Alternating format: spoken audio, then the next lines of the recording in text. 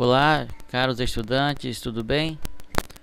Seja muito bem-vindo ao meu canal. Sou o professor Wagner Oliveira, professor de matemática, e nós vamos aqui nesta videoaula estudar sobre o Teorema de Tales, né? Assim, um conteúdo mais específico de nono ano, mas depois que a gente aprende, a gente coloca em prática, né? A partir de então, vamos usá-los bastante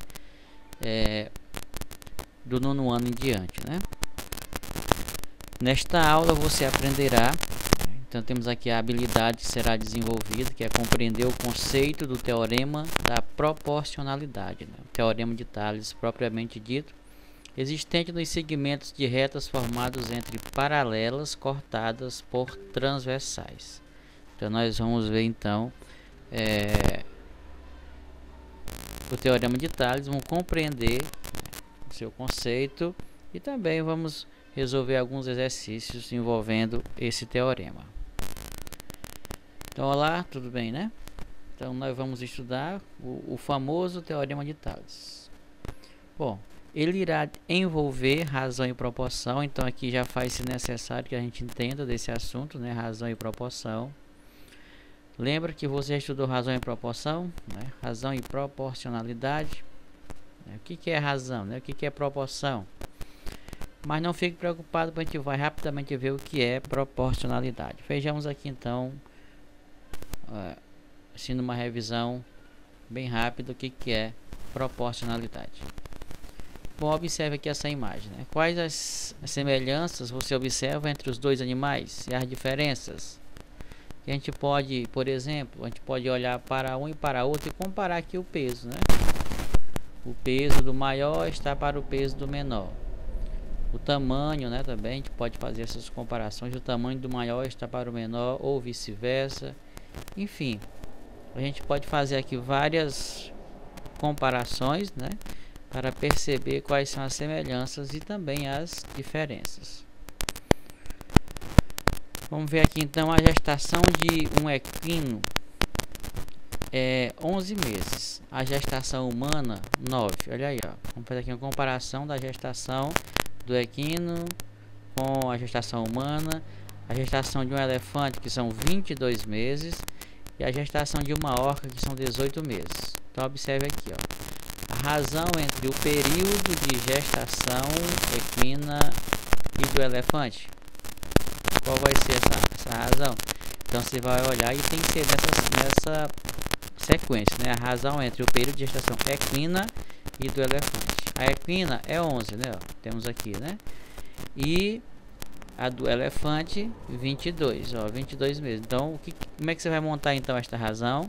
Você vai dizer lá o 11, que é a gestação equina. Esse sinalzinho aqui que a gente aprendeu lá na fração, né? E aqui o 22 embaixo. Você está comparando aqui um com o outro, né? A gestação de um com o outro. Então, esta razão aqui, como é que você lê? Você vai ler assim, 11 está para 22, que na verdade é a mesma coisa que 1 está para 2, né? Se eu dividir aqui em cima por 11 e embaixo por 11, vai dar 1 sobre 2, né? Por isso que nós temos essa igualdade aqui, né? E quando você faz essa igualdade, você tem duas razões, ó, comparadas. 11 está para 22, assim como 1 está para 2. Então, duas razões, no caso aqui, né, esta igualdade entre duas razões forma a proporção, né? Então, aqui embaixo eu coloquei aqui, né, ó, razão é uma divisão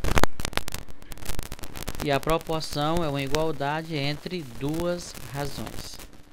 É interessante também aqui enfatizar que para que esta igualdade de duas razões seja uma proporção, quando eu fizer o produto dos meios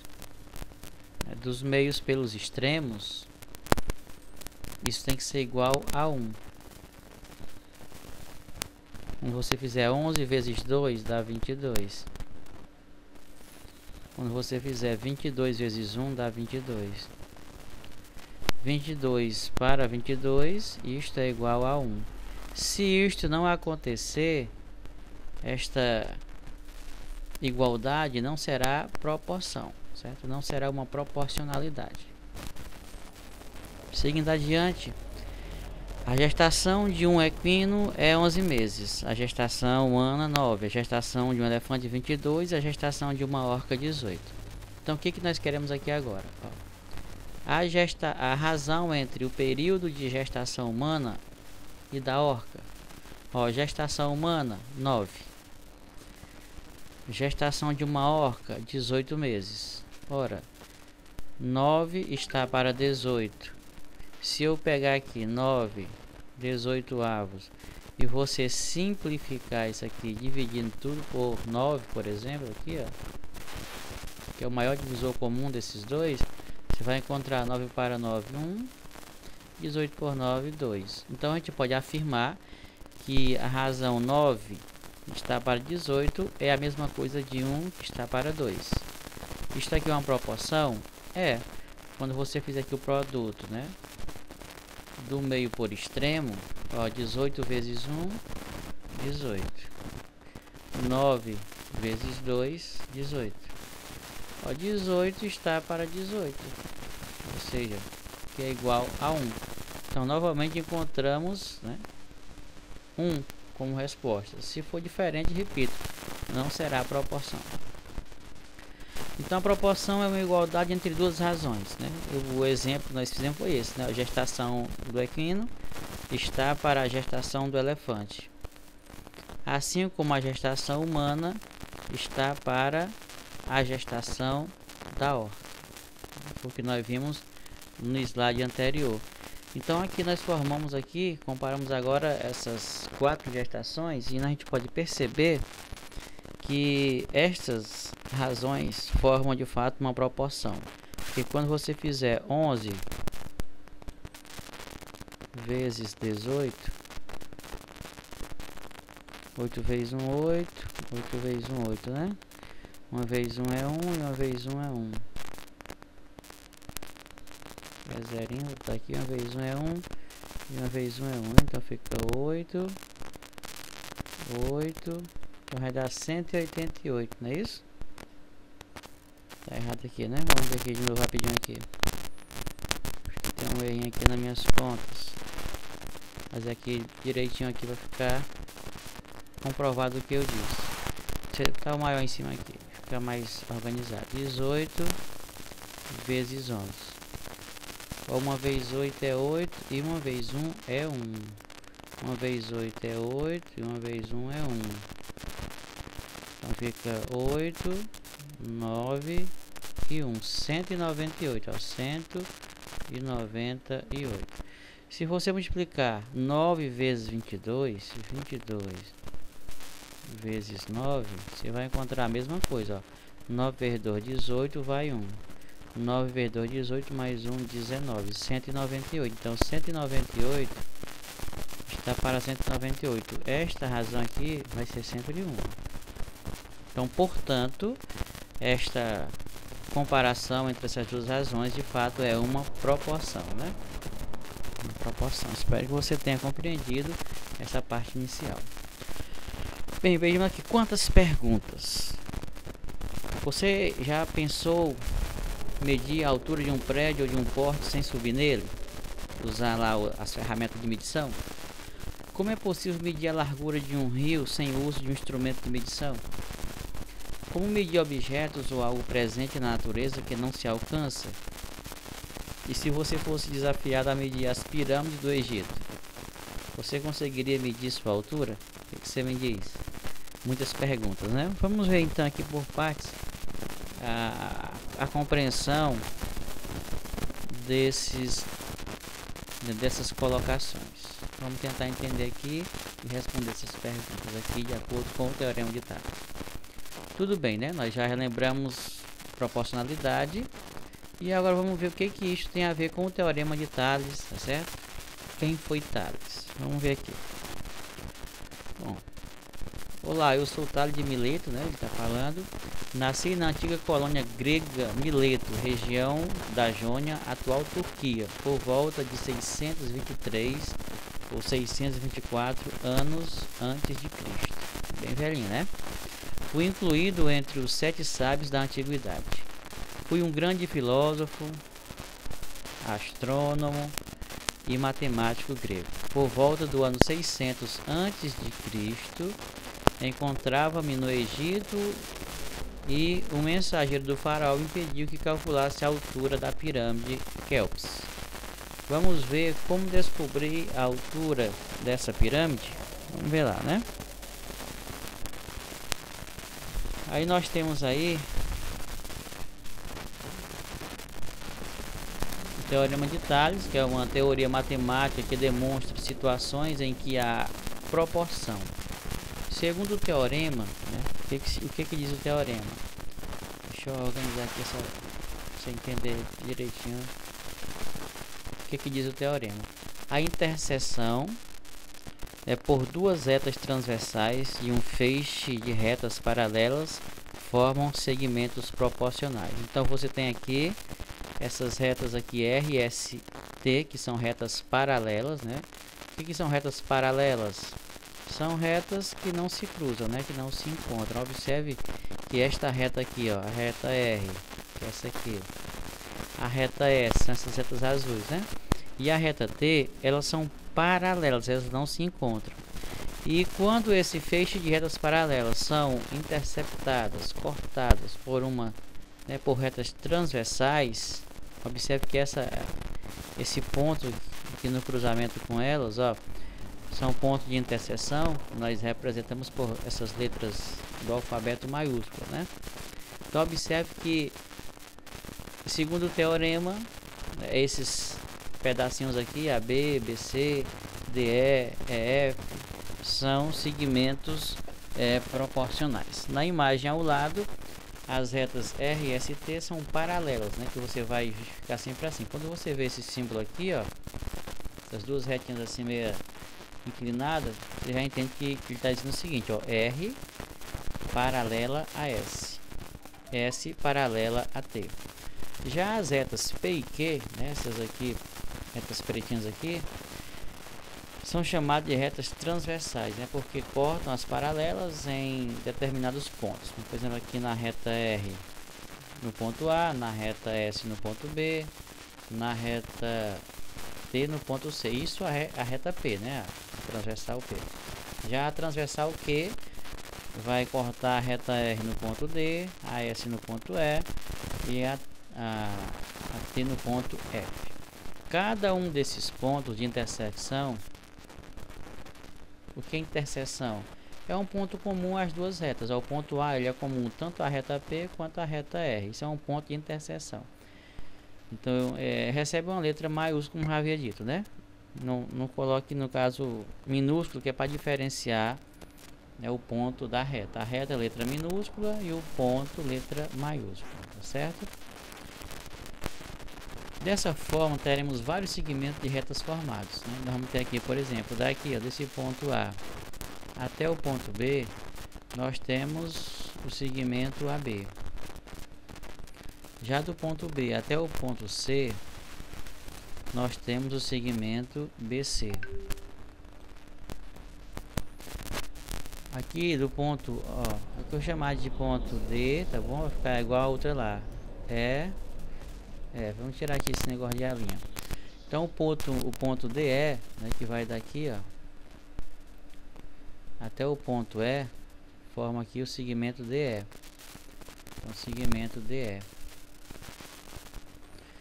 E o ponto B até o ponto C forma o segmento BC. Aliás, o ponto E até o ponto F. Olha aí, forma. Então nós temos aí 4 segmentos. O que esse teorema diz? O teorema nos confirma que esses segmentos são todos proporcionais, ou seja, as razões, que eu já disse que são, né, divisões, feitas entre eles resultam em um número igual. Isso significa que é possível deduzir uma igualdade numérica quando relacionarmos esse segmento. Aqui tudo bem, não está com números, mas nós podemos deduzir na forma de números já. Ó. Então o teorema diz isso, ó, o segmento AB está para o segmento BC. Esta igualdade você vai ler como assim como o segmento DE está para o EF. Então, se você dividir a medida do segmento AB pela medida do segmento BC, você vai encontrar o mesmo valor quando dividir o segmento DE pelo segmento EF, né? Vamos supor que você divida aqui, essa parte aqui, em 2, né? E aqui em 3. Vamos ver aqui se dá pra gente fazer aqui. Vai ficar bem organizadinho aqui, para a gente fazer com números e ver de fato o que nós estamos dizendo aqui. Ó, o segmento AB tem duas unidades de medida aqui, ó. Você tem esse pedacinho aqui e esse. Então, o AB vale 2. Já o segmento BC vale 3. Ó. A mesma coisa acontece do outro lado. Ó. O segmento AB vale 2. E o segmento BC também. O segmento EF vale 3. Quando você fizer aqui, ó, 2 terços é 2 está para 3, assim como 2 está para 3, ó. E quando você multiplicar 2 vezes 3 dá 6. E 3 vezes 2 também dá 6, que isso é igual a 1, o que forma que isso aqui é uma proporção, tá certo? Então assim não... É a mesma coisa, só para provar que isso realmente de fato acontece, né? Porque as retas são paralelas. Mais à frente a gente vai ver exemplos mais convincentes que vão realmente nos ajudar a entender o que eu estou dizendo aqui agora, tá certo? Vamos para frente. Onde surgiu o Teorema de Tales e para que serve? O Teorema recebe o nome daquele que o criou, Tales de Mileto. Então, quem criou esse teorema foi Tales de Mileto. Portanto, o Teorema de Tales. Na antiguidade, geralmente as descobertas feitas eram atribuídas a quem fazia a descoberta, né? O nome, por exemplo, fórmula de Bhaskara, Teorema de Tales, e tem outras situações também, né? Que envolve o nome dos descobridores. Ele era um filósofo, astrônomo e matemático que vivia na Grécia, na cidade de Mileto, muito antes de Sócrates, Aristóteles ou Platão surgirem, né? Esses três são filósofos, matemáticos também. Dizem que o experimento de Tales foi realizado por meio da observação da sombra da pirâmide. Olha aí, ó. Será que a gente consegue medir um poste, tendo por base também a sua sombra? Ele colocou também um palito de medida conhecida e comparou com sua sombra. Olha aí, né? Ele colocou um palito e ele conhecia a medida do palito e comparou a sua sombra.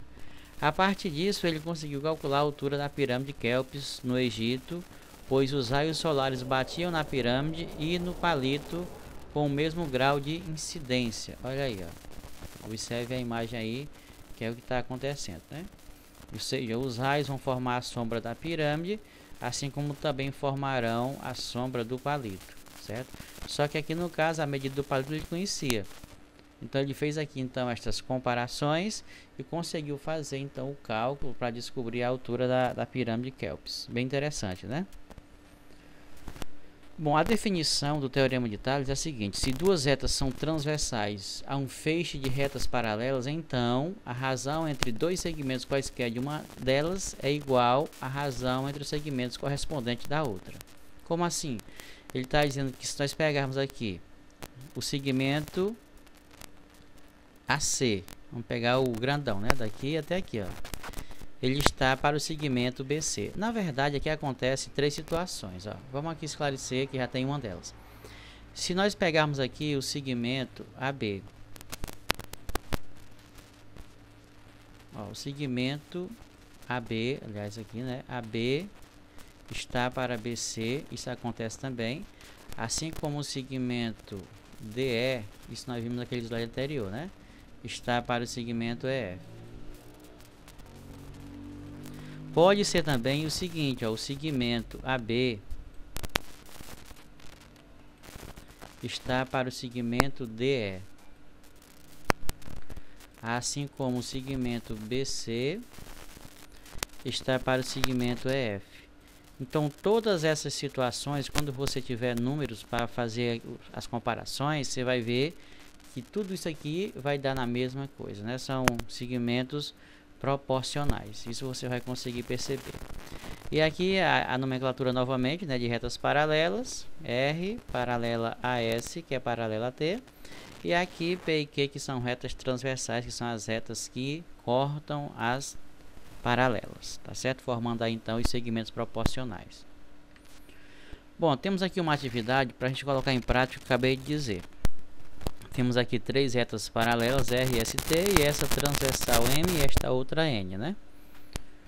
Então, de acordo com o teorema, se eu pegar aqui, ó, o segmento 3, ó, esse segmento aqui para cá vale 3. Então, 3 está, ó, o segmento X é daqui para cá, está para X. Assim como, ó, o segmento aqui, ó, 6 está para esse outro segmento aqui, que vai do 6 até o 18, ó, está para 18. Como é a ideia de proporcionalidade, você vai sempre multiplicar aqui, ó, os meios pelos extremos, certo? Então você vai dizer o que? Multiplicar x vezes 6, isso vai dar 6x, né? Que vai ser igual a 3 vezes 18, que vai dar 54. Qual é o número que multiplicado por 6 que dá 54? Olha, para saber, é só dividir 54 por 6. Aí você vai encontrar x igual a 9, como você já viu lá em cima no gabarito. Ó. Já estava respondidinho aqui, ó. Realmente deixei para você perceber que quando você executar o cálculo, isso seria comprovado como verdade. Aqui no item B nós temos o seguinte, ó, também três retas paralelas, R e ST, e as retas transversais M e N. Viu? Nunca vai pensar que elas vão estar sempre naquela posiçãozinha lá da explicação, não. Elas mudam muito de posição. Importante você perceber isso aqui, ó, o que foi dito lá no teorema. Ó. Esse segmento 5 está para o segmento X, assim como o segmento 4, medida 4, está para o segmento de medida 12. Quando você fizer aqui a multiplicação meio por extremo, ó, x vezes 4, 4x. 5 vezes 12, 60. Quem é que multiplicado por 4 que dá 60? Novamente é só você dividir 60 por 4, que você vai encontrar x igual a 15. Então veja que não é assim algo tão distante da normalidade, né? Dá sim pra gente aprender, botar isso em prática, e eu acredito que vai dar tudo certo. Precisamos então, para dar continuidade ao nosso estudo, de muita fé, perseverança, confiança, entusiasmo, determinação, né? E assim eu quero agradecer pela sua participação, né, por ter estado comigo nesta videoaula, e nós estaremos juntos em outras videoaulas. Então muito obrigado e até mais.